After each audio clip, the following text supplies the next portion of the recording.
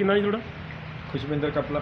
ਭਾਈ ਜਿਹੜੀ ਬਾਰਿਸ਼ ਹੋ ਰਹੀ ਹੈ, ਪਹਿਲੀ ਬਾਰਿਸ਼ਾਂ ਵਾਲੀ ਮੌਸਮ ਦੀ, ਸਰਦੀ ਦੇ ਮੌਸਮ, ਕਿੰਨਾ ਕੁ ਚੇਂਜ ਲੱਗ ਰਿਹਾ ਮੌਸਮ ਦਾ, ਕਿੰਨਾ ਫਰਕ ਪੈ ਰਿਹਾ ਇਸ ਤੋਂ? ਇਹਦੇ ਨਾਲ ਵਧੀਆ ਠੰਡ ਹੋਊਗੀ। ਆਪਣਾ ਜਿਹੜਾ ਮੌਸਮ ਖੁਸ਼ਕ ਜਿਹਾ ਸੀਗਾ, ਸੁੱਕ ਪਕਾ ਜਿਹਾ ਸੀਗਾ, ਕਦੇ ਗਰਮੀ ਕਦੇ ਆਪਣੀ ਠੰਡ ਹੁੰਦੀ ਸੀ, ਇਹਦੇ ਨਾਲ ਬਿਮਾਰੀਆਂ ਫੈਲਣ ਦਾ ਜ਼ਿਆਦਾ ਖਤਰਾ ਹੋ ਰਿਹਾ ਸੀਗਾ। ਹੁਣ ਜਿਹੜੀ ਇਹ ਮੀਂਹ ਦੀ ਜਿਹੜੀ ਬਰਸਾਤ ਹੋਈ ਹੈ, ਇਹਦੇ ਨਾਲ ਇਹ ਬਿਮਾਰੀਆਂ ਘਟਣਗੀਆਂ ਅਤੇ ਮੌਸਮ ਠੰਡਾ ਹੋਣ ਨਾਲ ਜਿਹੜਾ ਹੈਗਾ ਮੌਸਮ ਇੱਕ ਤਰ੍ਹਾਂ ਪੂਰੀ ਤਰ੍ਹਾਂ ਚੇਂਜ ਹੋ ਜੂਗਾ। ਇਹ ਸਵੇਰ ਦੀ ਬਾਰਿਸ਼ ਪੈ ਰਹੀ ਹੈ, ਕਿੰਨਾ ਫਰਕ ਹੋਇਆ, ਕਿਵੇਂ ਕੰਮ ਕਾਰ ਜੀ, ਨੁਕਸਾਨ ਕੀ ਹੈ, ਫਾਇਦਾ ਕੀ ਹੈ?